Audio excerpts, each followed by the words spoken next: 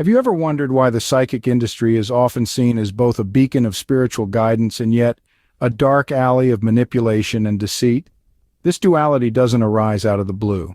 In fact, it is deeply rooted in the very fabric of the psychic industry itself.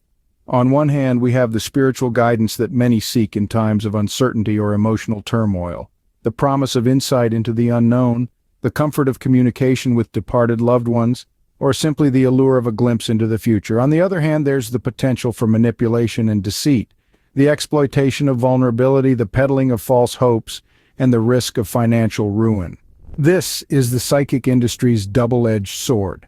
As we journey from the ancient history of psychic practices to the rise of the modern industry, we will explore both sides of this enigmatic realm. So, join us as we delve into the mystifying world of psychics, seers, and spiritual guides. The history of psychic practices is as old as civilization itself. The ancient Egyptians, for example, had their priests and priestesses who served as intermediaries between the gods and humans, interpreting signs and omens.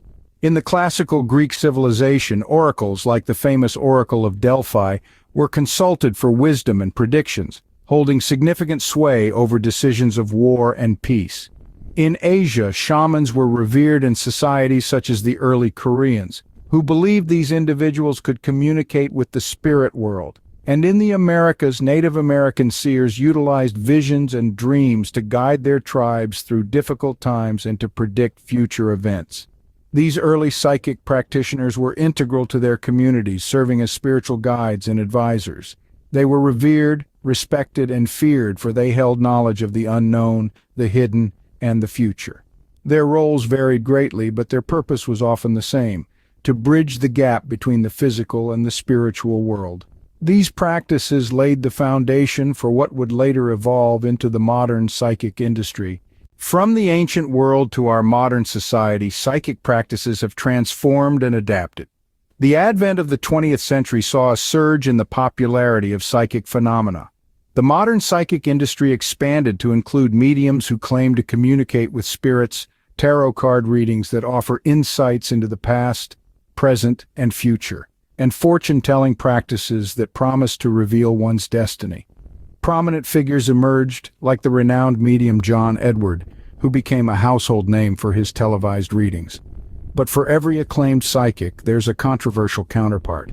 Figures like Miss Cleo, who gained fame with her infomercial psychic hotline, was later embroiled in legal battles over deceptive practices. This rapid growth and commercialization of psychic services led to a boom in the industry, transforming it into a multi-billion-dollar business worldwide. But with this growth came increased scrutiny. These developments, however, brought along a new set of challenges and controversies. But what really happens when you consult a psychic? This question stirs curiosity, skepticism, and intrigue in equal measure. To understand this, we must delve into the methodologies behind psychic practices. On one hand, we have individuals who assert that they possess genuine psychic abilities. These individuals, often revered as mediums or clairvoyants, claim to have a natural sixth sense that allows them to perceive and interpret information that lies beyond the scope of the conventional five senses. They assert that their abilities enable them to tap into the spiritual realm, connecting with the energies, spirits, or even the deceased loved ones of those seeking their guidance. It's an extraordinary claim that has captivated and confounded humankind for centuries. On the flip side of the psychic coin, we find a different practice altogether. Here we encounter individuals who utilize psychological techniques, the most common of which is known as cold reading. This method relies less on supernatural abilities and more on astute observational skills and a basic understanding of human psychology. The so-called psychic will make high-probability guesses based on the client's age, appearance, body language, and responses to certain questions. From these cues, they weave together a narrative that feels intensely personal and accurate to the individual seeking guidance. In this realm, the psychic skill lies not in an otherworldly connection, but in their ability to read people, to interpret subtle cues, and to deliver their insights with conviction and charisma. It's a performance, a dance of words and perceptions that can leave the seeker feeling seen, understood, and at times profoundly impacted. So as we pull back the psychic curtain, we see a landscape of contrast. Genuine psychic abilities, if they indeed exist, stand on one side, while psychological manipulation and skilled performance art stand on the other. It's an intriguing dichotomy that leaves us pondering, questioning, and seeking answers. The line between genuine psychic guidance and cunning manipulation can often blur. And in this blur, we find the allure, the mystery, and the enduring fascination with the psychic realm.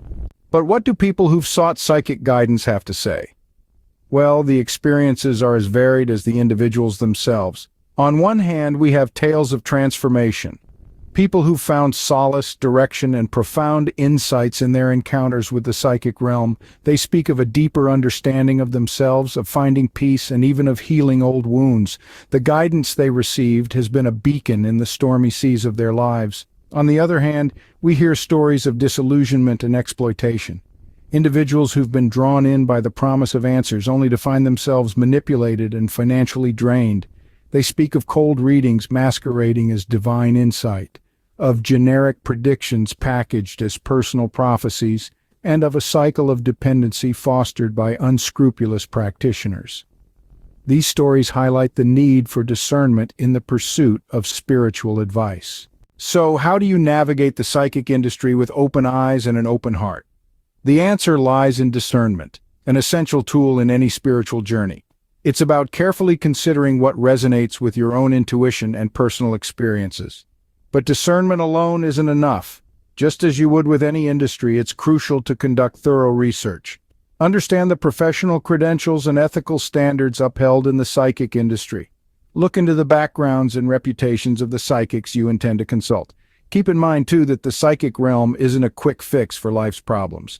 It's a space for exploration, self-discovery, and growth. It's here to guide, not to dictate your path.